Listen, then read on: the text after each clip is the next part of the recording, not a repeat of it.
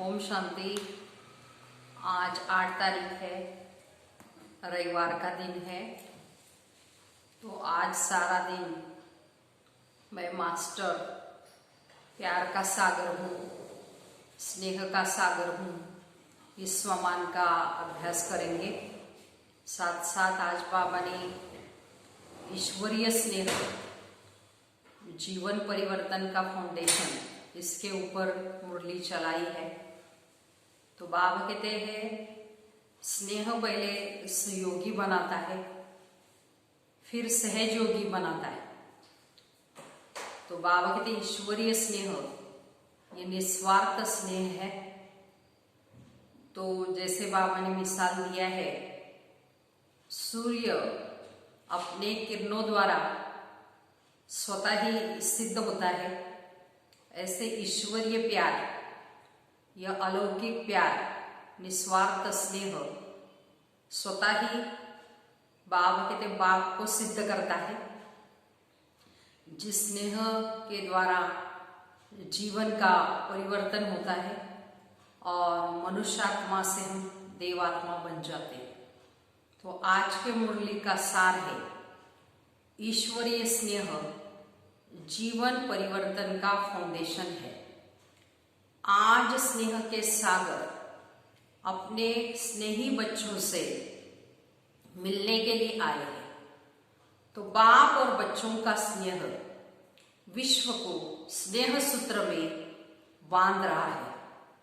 जब स्नेह के सागर और स्नेह संपन्न नदियों का मेला होता है, तो स्नेह भरी नदी भी बाप समान मास्टर स्नेह का सागर बन जाती है। इसलिए विश्व की आत्मा स्नेह के अनुभव से स्वतः ही समीप आती जाती है। पवित्र प्यार व ईश्वरीय परिवार के प्यार से कितनी भी अनजान आत्माएं हो, बहुत समय से परिवार के प्यार से वंचित पत्थर समान बनने वाली आत्मा हो, लेकिन ऐसे पत्थर समान आत्माएं भी ईश्वरीय परिवार के स्नेह से पिघल पानी बन जाती है। और बाबा हमेशा कहते स्नेह पत्थर को भी पानी बना देता है। तो ये है ईश्वरीय परिवार के प्यार की कमाल। तो कितना भी स्वयं को किनारे करे, लेकिन ईश्वरीय प्यार चुंबक के समान स्वतः ही समीप आता है, ले आता है। तो इसको कहते हैं ईश्वरीय स्नेह का प्रत्यक्ष फल।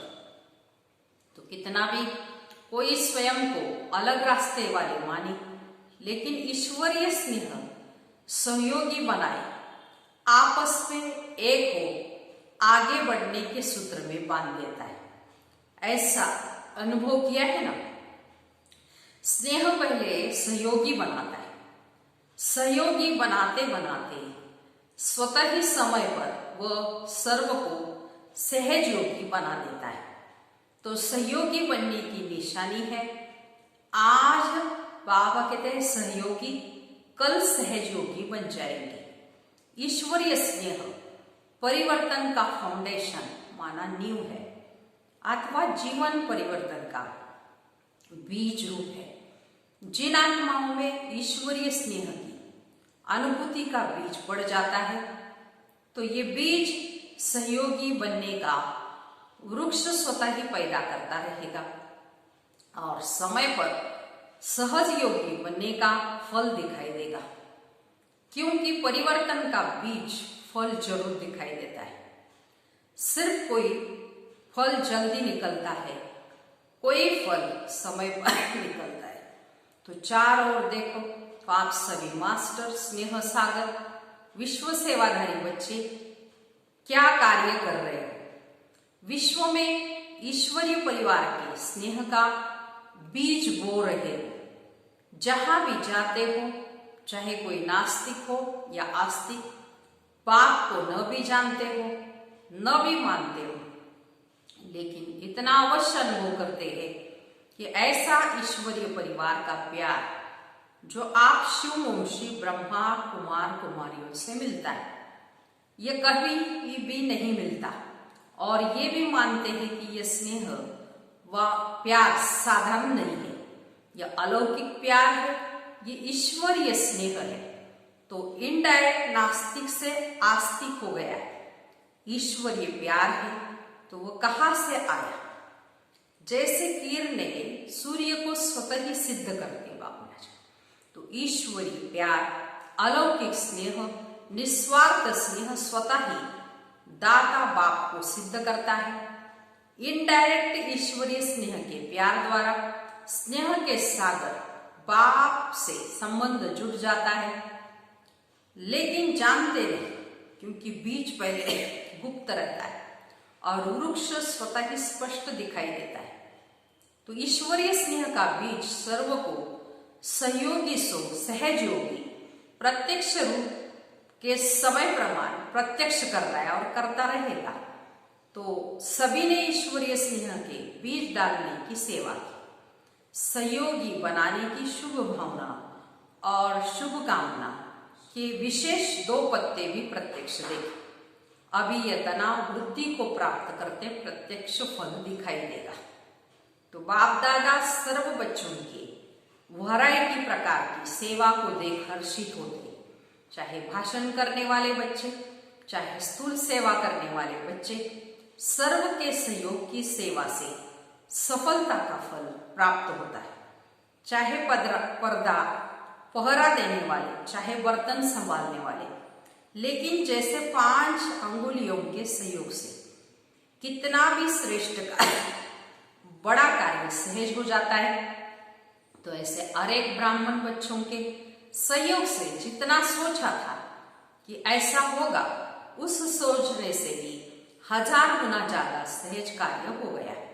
तो ये किसकी कमाल है? सभी की, जो भी कार्य में सहयोगी बने, चाहे स्वच्छता में बाप चाहे स्वच्छता भी रखे, चाहे टेबल साफ किया, लेकिन सर्व के सहयोग की रिजल्ट परिणाम सफलता है। तो ये संगठन की महान शक्ति है। बाप दादा देख रहे थे न सिर्फ मधुबन में आने वाले बच्चे, लेकिन जो साकार में भी नहीं थे, तो 4 ओर के ब्राह्मण बच्चों की, चाहे देश चाहे विदेश, सबके मन की शुभ भावना और शुभ कामना का सहयोग रहा। तो यही सर्वात्माओं की शुभ भावना शुभ कामना का कीला आत्माओं को परिवर्तन कर लेता है। तो चाहे निमित्त शक्तियां भी रही, पांडव भी रहे, निमित्त सेवाधारी विशेष हर कार्य में बनते ही है, लेकिन वायुमंडल का कीला सर्व के सहयोग से ही बनता है। तो निमित्त बनने वाले बच्चों को बाप दादा मुबारक देते हैं, लेकिन सबसे ज्यादा मुबारक सभी बच्चों को, बाप को बच्चे मुबारक क्या देंगे, क्योंकि बाप तो अव्यक्त हो गया, व्यक्त में तो बच्चों को निमित्त बनाए, इसलिए बाप दादा सदा बच्चों की ही गीत गाते। आप बाप के गीत गाओ और बाप आपके गीत गाए। जो भी किया बहुत अच्छा किया, भाषण करने वालों ने भाषण अच्छे किए, स्टेज सजाने वालों ने स्टेज अच्छी सजाई, और विशेष योग युक्त भोजन बनाने वाले, खिलाने वाले, सब्जी काटने वाले रहे। तो पहले फाउंडेशन तो सब्जी कटती, सब्जी नहीं कटी तो भोजन क्या बनेगा। तो सब डिपार्टमेंट वाले ऑलराउंडर सर्व प्रकार सेवा के निमित्त रहे। सुनाया ना, अगर सफाई वाले सफाई नहीं करते तो भी प्रभाव नहीं पड़ता। हर एक का चेहरा ईश्वरीय स्नेह संपन्न नहीं होता तो सेवा की सफलता कैसे होती। तो सभी ने जो भी कार्य किया स्नेह भर करके किया, इसलिए उन्होंने भी स्नेह का बीज पड़ा, उमंग उत्साह से किया, इसलिए उन्होंने भी उमंग उत्साह रहा। अनेकता होते हुए भी स्नेह के सूत्र के कारण एकता की ही बातें करते रहते हैं। तो वो वायुमंडल के छत्र छाया की विशेषता है।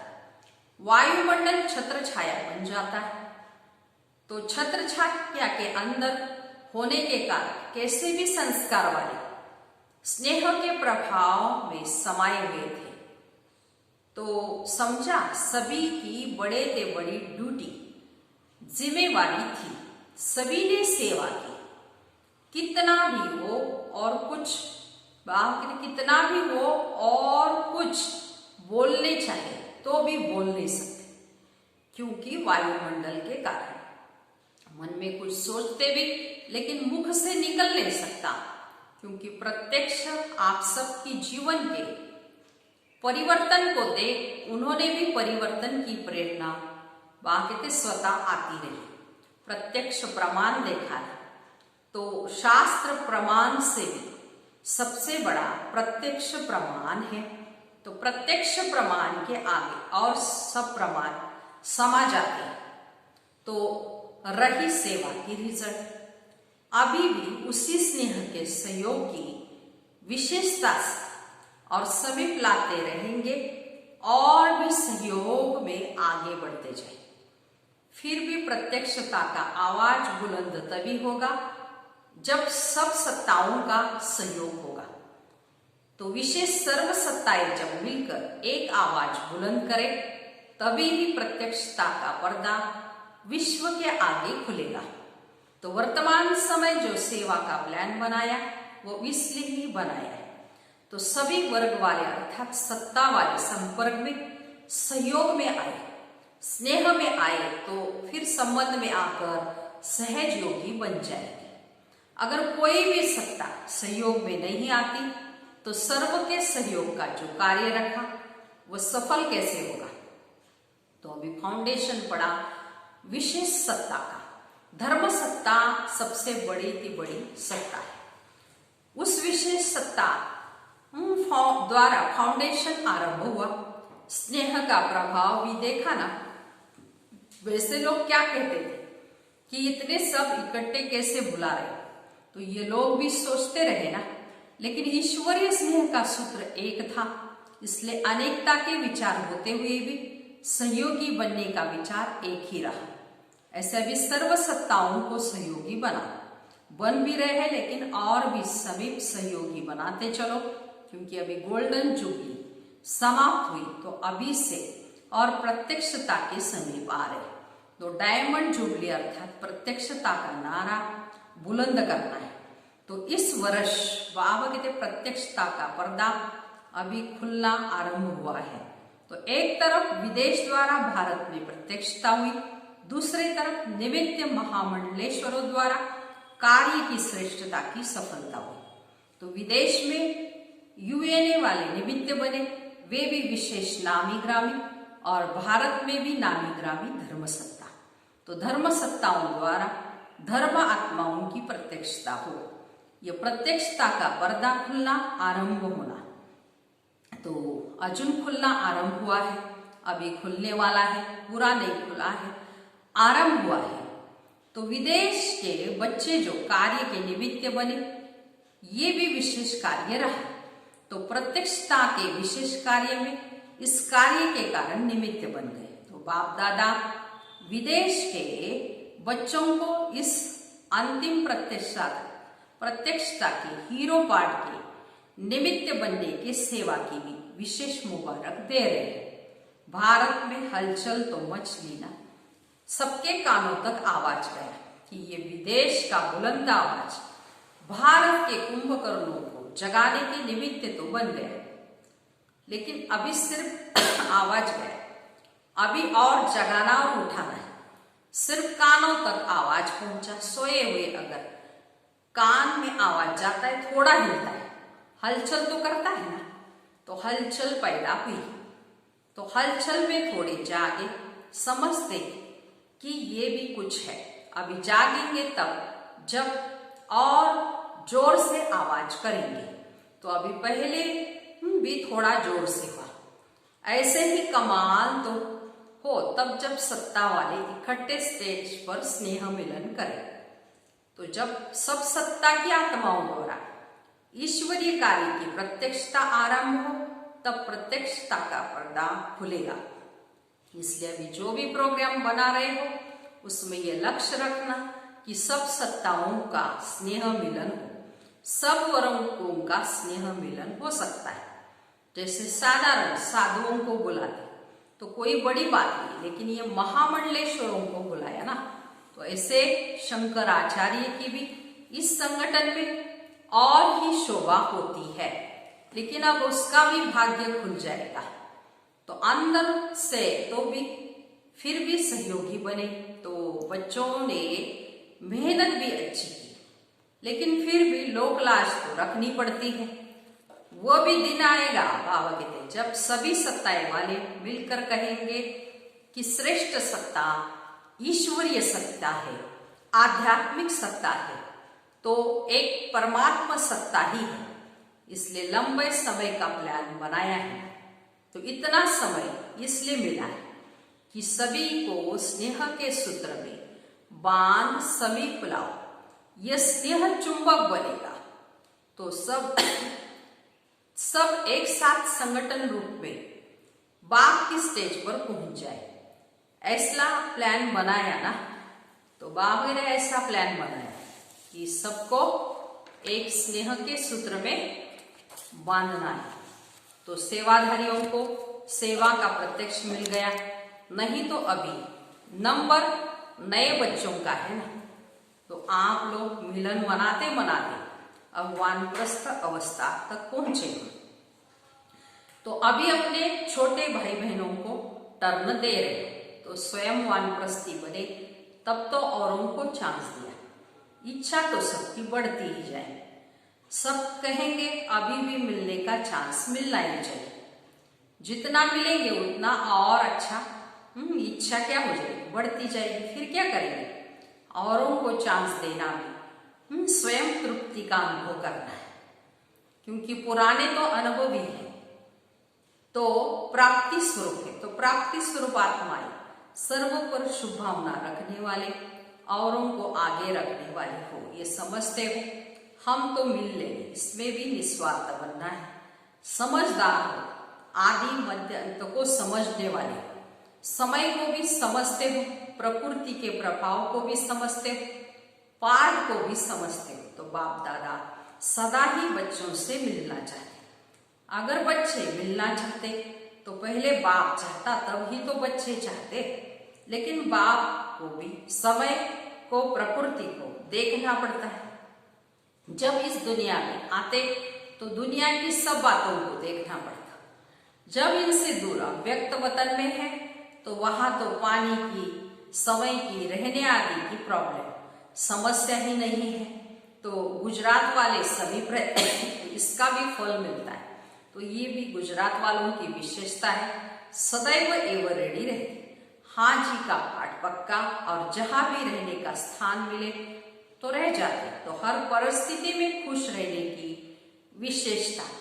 गुजरात में वृद्धि भी अच्छी हो रही है। तो सेवा का उमंग उत्साह स्वयं को भी निर्विघ्न बनाता और दूसरों का भी कल्याण करता। तो सेवा भाव की भी सफलता। सेवा भाव में अगर अहम भाव आ गया, उसको सेवा भाव नहीं कहेंगे। सेवा भाव सफलता दिलाता है, और अहम भाव अगर मिक्स होता है तो मेहनत भी ज्यादा, समय भी ज्यादा, फिर भी स्वयं की संतुष्ट नहीं होती। सेवा भाव वाले बच्चे सदा स्वयं भी आगे बढ़ते और दूसरों को भी आगे बढ़ाते, सदा उड़ती कला का अनुभव करते, अच्छी हिम्मत वाले हैं। जहाँ हिम्मत है वहाँ बाप दादा की हर कार्य में मददगार है। महारथी तो है ही महादानी। जो भी महारथी सेवा के प्रति आए, महादानी वरदानी होना, औरों को चांस देना, ये भी महादान वरदान है। जैसा समय वैसा पार बचाने में सभी सिकलते बच्चे सदा ही सहयोगी है और रहेंगे। इच्छा तो होगी क्योंकि यह शुभ इच्छा है, लेकिन इसको समानी भी जानते हैं, इसलिए सदा संतुष्ट है। तो बाप दादा भी चाहते हैं कि एक एक बच्चे से मिलन मनावे, और समय की सीमा भी नहीं होनी चाहिए।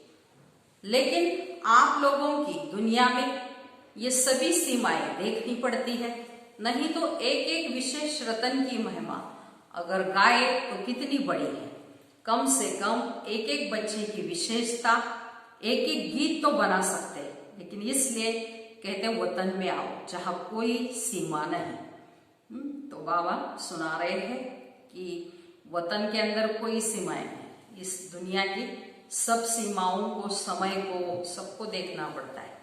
अच्छा, सदा ईश्वरीय स्नेह में समाये हुए, सदा हर सेकंड सर्व को सहयोगी बनाने वाले, सदा प्रत्यक्षता के पर्दे को हटाए बाप को विश्व के आगे प्रत्यक्ष करने वाले, सदा सर्वात्माओं को प्रत्यक्ष प्रमाण स्वरूप आकर्षित करने वाले, सदा बाप और सर्व के हर कार्य में सहयोगी बन एक बाप का नाम बाला करने वाले, ऐसे विश्व के इष्ट बच्चों को, विश्व के विशेष बच्चों को बाप दादा अति स्नेह संपन्न याद प्यार के साथ साथ सर्व देश विदेश के स्नेह से बाप के सामने पहुंचने वाले सर्व समीप बच्चों को सेवा की भी मुबारक, साथ साथ बाप दादा का विशेष याद प्यार, गुड मॉर्निंग और नमस्ते।